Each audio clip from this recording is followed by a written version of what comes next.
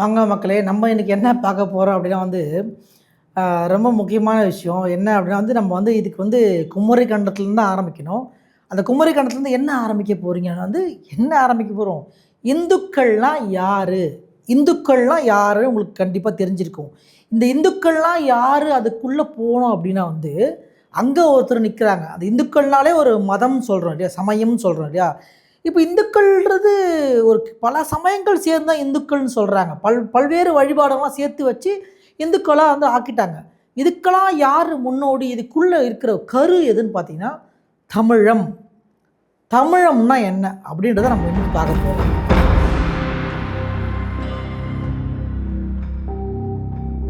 இப்ப தமிழம் அப்படின்னா ஒண்ணுமே இல்லைங்க. தமிழம் அப்படின்னா தமிழருடைய மதம். அதுதான் தமிழம்னு சொல்றோம். இது தமிழருடைய மதக்கும் என்னப்பா இந்த இந்துக்களுக்கும் என்னப்பா சம்மந்தம் இருக்குது அப்படின்னு கேட்டிங்கன்னா கண்டிப்பாக சம்மந்தம் இருக்குது. நம்மளுடைய ஆதி கடவுளான சிவபெருமான் எங்கேருந்து வந்தாருன்னும் போது குமரி கண்டம்னு தான் வந்திருக்கிறாரு. அந்த குமரி கண்டத்துக்கு என்ன ப்ரூஃப் இருக்குதாப்பா? என்னப்பா என்னென்னமோ பேசுகிற, இப்போ எல்லாத்துக்கும் ப்ரூஃப் வச்சுருக்கிறாங்க, நீ குமரி கண்டத்துக்குலாம் ப்ரூஃப் வச்சுருப்பீங்கன்னா, உண்மையான தமிழர்களுக்கு இந்த ப்ரூஃப் இருக்குதா இல்லையான்னு தெரியும். தமிழை தோண்டி எடுக்கக்கூடாதுன்னு சொல்லிட்டு பல்வேறு இடர்பாடுகள் நடுவில் நம்ம இதெல்லாம் பேசிகிட்டு இருக்கிறோம். தமிழனே வெளில வரக்கூடாதுயா, தமிழன் யாருனே தெரியக்கூடாதுயா, தமிழ் சமுதாயமே வெளில வரக்கூடாதுன்னு இருக்க கூட்டத்துக்கு நடுவில் இன்றைக்கி நம்மளாம் இருக்கிறோம். இதனால் இப்போ சிவபெருமான் அங்கேருந்து தான் வந்துருக்காரு, அதுக்கு ப்ரூஃப்னா என்கிட்ட நீ ப்ரூஃப் கேட்கலாமா அப்படின்னு சிவன் நினைப்பார் இல்லையா?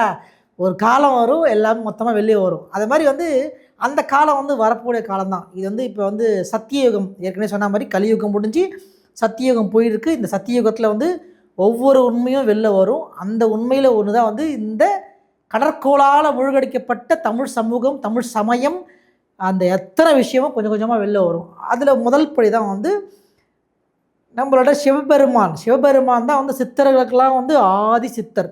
சித்தர்களுக்கெல்லாம் சித்தர் நம்மளுடைய தமிழ் கடவுளான முருகப்பெருமான் தான். அவருக்கும் மேலே இருக்கிறது தான் நம்மளுடைய சிவபெருமான். இவங்கெல்லாம் வழிவகுத்தது தான் நம்ம இன்னைக்கு இருக்கிற இந்த இந்துக்கள்னு சொல்கிற இந்த பெரிய ஒரு வழிபாட்டு விஷயங்கள்.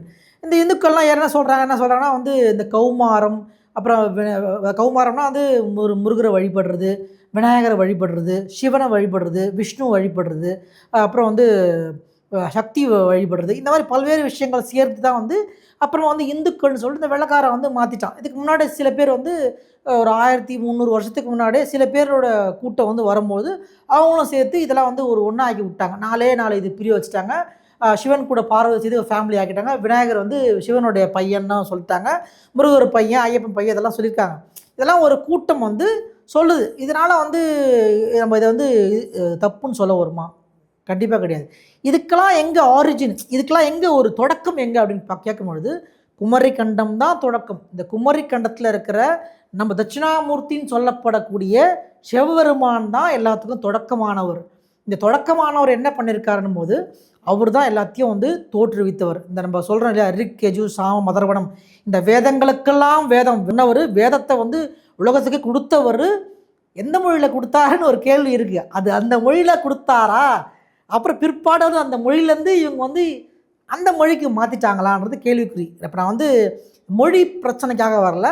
இதில் இந்த மொழியினால் என்ன ஆகுதுன்னா, இந்த கடவுள் இந்த மொழியை சார்ந்தவர், இந்த மொழியை பேசினவர், அவர் கொடுத்தது தான் இந்த மொழியில் இருக்குது, இந்த வேதங்கள் அத்தனையும் அவர் கொடுத்த மொழி தான் இருக்குதுன்னும் போது கடவுளோட மொழியான தமிழ் மொழியே பழிக்கிற மாதிரி இருக்குது. சரி, இருந்தாலும் வேதங்கள் ஒரு வழியாக காப்பாற்றப்பட்டு இன்றைக்கி அந்த வேதங்களை ஃபாலோ பண்ணுறோம். வேதங்களுக்கெல்லாம் முன்னாடி இது நம்ம சாமி கும்பிடுறோம், இந்துக்கள்னு சொல்கிறோம். இந்த இந்துக்கள்லாம் எங்கேருந்து வந்தாங்க அப்படின்னு சொல்லிட்டு சொன்னோம் இல்லையா? குமரி கடத்தில் வந்தாங்க.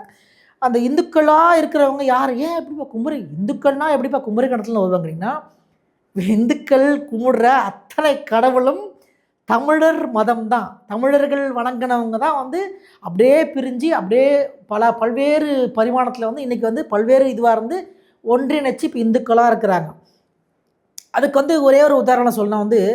உலகத்துக்கே கண்ணை மூடி உள்ளே பார்க்குறத, பிரபஞ்சத்தை பார்க்குற விஷயத்த கற்றுக் கொடுத்து நம்மளோட சிவபெருமான் தான். அந்த சிவபெருமான் தியானத்தை கற்றுக் கொடுத்தாரு. தியானம், யோகம், அந்த யோகம்ன்றது ஃபஸ்ட்டு ஓகமாக இருந்தது. அப்புறம் இப்போ யோகாவாக ஆயிடுச்சு. பல்வேறு விஷயங்கள் அப்படியே மருவி இப்போ அப்படியே திரிஞ்சு இப்போ யோகா கலையாக இருக்குது. இருந்தாலும் அந்த சாதனங்கள் வந்து இன்றைக்கும் வந்து பண்ணிட்டுருக்காங்க. கண்ணை மூடி உலகத்தை பார்க்குற அந்த தியானத்தை கொடுத்தது இவர் தான். சித்தர்களாம் ஆதி சித்தரான சிவபெருமான் தான். அதுக்கு பிற்பாடு வந்தவர் முருகர், அதுக்கப்புறம் அகத்தியர், பல்வேறு சித்தர்கள் வந்திருக்காங்க. இந்த சித்தர்கள்லாம் வழிவகுத்த விஷயத்தை தான் வந்து நம்ம இன்றைக்கி வந்து இந்துக்களாக வந்து இருக்கிறோம். இந்த இந்துக்களோட விஷயந்தான் இந்த தியானம் சார்பாக இருக்கிற அத்தனை சமயங்களும் சேர்ந்து தான் வந்து இந்துக்கள்னு சொல்கிறோம். அப்போ தியானத்தோட பிறப்பிடம் எங்கே? ஆதிக்குடியான தமிழ்குடியிலேருந்து தான் அந்த பிறப்பிடம் வந்திருக்கு. அப்போ இதை எப்படி சொல்ல முடியும்? இந்த தியானத்துலேருந்து பிறந்த இந்த அத்தனை சமயங்களும் அத்தனை மதங்களும் வந்து எங்கே வந்து நிற்குது? இங்கே தான் வந்து நிற்குது. தமிழ்குடியான ஆதி தமிழனுடைய சமயம் தான் இந்த அத்தனை இந்து சமயமும் அத்தனை வழிபாடும் இதுக்குள்ளே தான் அடங்குது. இதுக்கெல்லாம் யார் காரணம்? சித்தர்கள் தான் காரணம். சித்தர்கள் நம்ம இருக்கிற அத்தனை சித்தர்களும் இதுக்கு வந்து நம்ம அப்படியே கொஞ்சம் கொஞ்சமாக நம்மளுக்கிட்ட லைஃப்பில் வந்து புகுத்தி இன்றைக்கி வரைக்கும் நம்மளுக்குள்ள அத்தனை தமிழ் சமூகத்துக்குள்ளேயும் வந்து சித்தர்களுடைய அந்த மெய்யியல், அதாவது சொல்கிறது, அது அவங்களுடைய அந்த ஆன்மீக அறிவு, அவங்களுடைய கொஞ்சம் இஷ்யூ வந்து இன்னமும் நம்ம உடம்பெல்லாம் வந்து இருக்குது. டிஎன்ஏ டெஸ்ட் பண்ணி பார்த்தா தெரியுமோ தெரியாது தெரியல. பட் ஆனால் நம்மளை மூளையில் வந்து நம்மளுடைய அறிவுன்ற இதில் வந்து இருக்குது. இப்போ இந்த அறிவுன்னு சொன்னோமே சித்தர்கள்லாம் வந்து யார்? சித்து அப்படின்னும் போது அறிவர். இந்த சித்தர்னாலே அறிவர் தான் சொல்ல முடியும். இந்த அறிவர்கள் கொடுத்த விஷயங்கள் தான் வந்து நம்ம இன்றைக்கும் வந்து படுத்துட்டு இருக்கோம். எக்ஸாம்பிளுக்கு வந்து என்ன சொல்லணும் அப்படின்னா, இந்த தமிழ் சமூகம் வந்து அங்கே அந்த குமரிக்கண்டத்தில் வந்தது அப்படின்றதுக்கு ஒரு எடுத்துக்காட்டுன்னு சொல்லும்போது, நம்மக்கிட்ட ப்ரூஃப் இருக்கா? ப்ரூஃப்லாம் என்கிட்ட இல்லைப்பா. ஏன்பா நீங்கள் கடலுக்கு போய் ஆராய்ச்சி பண்ணுறது யாருன்னா அமிச்சிங்களாப்பா? மடகாஸ்கர் வரைக்கும் நம்ம ஆளுங்க இருக்கிறாங்கன்றாங்க. ஆஸ்திரேலியா வரைக்கும் உலகம் ஃபுல்லாக தமிழ் சமூகம் இருக்குதுன்றாங்க. அத்தனை இடத்துலையும் சிவபெருமான முருகரும் இருக்குன்றாங்க. நம்ப மாட்டீங்களாப்பா நீங்கள்? அதுக்கு வந்து மேடையில் வச்சாலும் சரி, இதில் வச்சாலும் சரி நம்ப மாட்டீங்களா? ஏற்றுக்க மாட்டீங்க. ஏற்றுக்கக்கூடிய ஆள் இல்லாதால நாங்கள் எப்படிப்பா சொல்லி உங்களை புரிய வைக்கிற காலம் வரும். இந்த கலியுகம் முடிஞ்சு இப்போ சத்தியுகம் போயின்னு இருக்கு.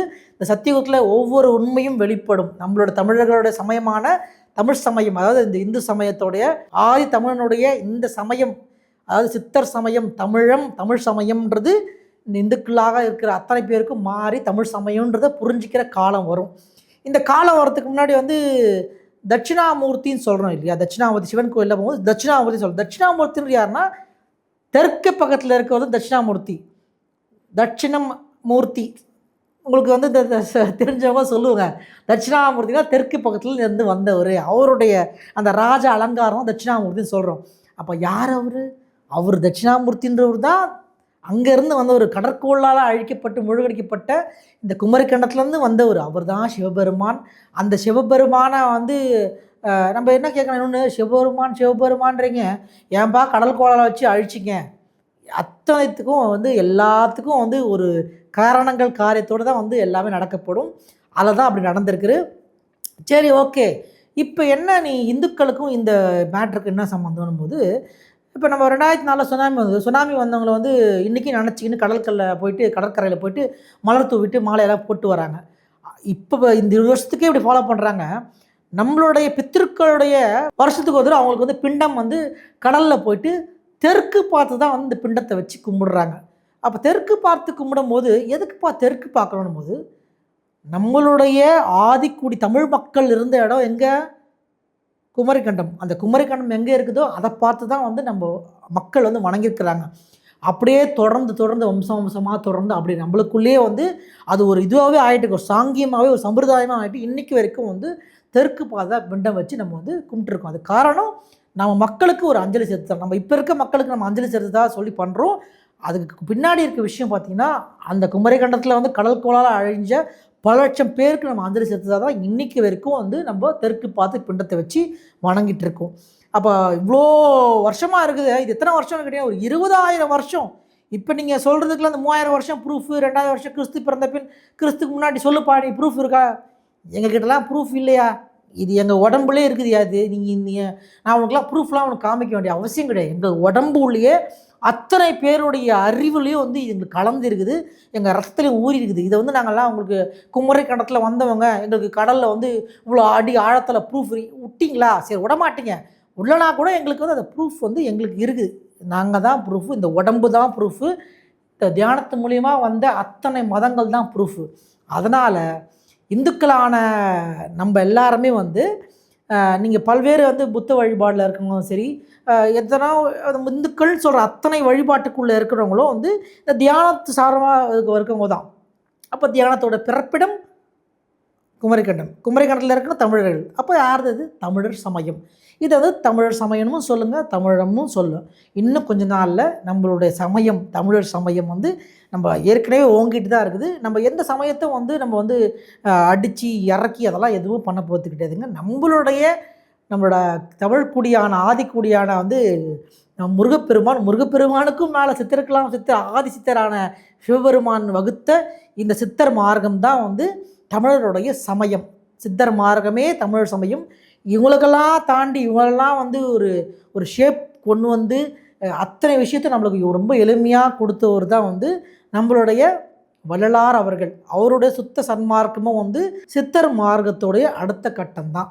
அப்போது நம்மளோட தமிழர் சமயம் சித்தர் மார்க்கம் தான். அப்புறம் கடைசியாக ஃபைனலாக என்ன சொல்லணுன்னா, நம்ம இந்துக்கள்னு சொல்கிற அத்தனை பேரும் வணங்குறது நம்மளுடைய தமிழ் கடவுளை தான், தமிழர்களுடைய சமயத்தை தான், தமிழர் மதத்தை தான். உங்களுக்கு வந்து இந்த வீடியோ ரொம்ப புதுசாக இருக்குதுப்பா, என்ன இடகடமாக பேசுகிறீங்க அப்படின்னு நினச்சிங்கன்னா வந்து கமெண்ட்டில் சொல்லுங்கள். நான் தப்பாக எதனா சொல்லியிருந்தா நான் மன்னிச்சிருக்கேன். கண்டிப்பாக அது தப்பாக இருக்க வாய்ப்பு கிடையாது. இருந்தாலும் வந்து இந்த சேனலை நீங்கள் பார்க்குறீங்க, முதல் முறையாக பார்க்குறீங்கன்னா சப்ஸ்கிரைப் பண்ணுங்கள், லைக் பண்ணுங்கள், ஷேர் பண்ணுங்கள், கமெண்ட் பண்ணுங்கள். உங்களோட கமெண்ட்டை கண்டிப்பாக நீங்கள் இதில் சொல்லுங்கள். நம்ம யாரையுமே வந்து மட்டம் தட்டுறதுக்காகவோ இழிவாக பேசுறதுக்காக பேசலை. இது நம்ம தமிழர்களுடைய ஆதிக்குடி தமிழர்களான நம்மளுடைய வந்து சமயத்தை பற்றி சொல்லணுன்றதுக்காக தான் இந்த காணொளி. பார்க்கலாம்.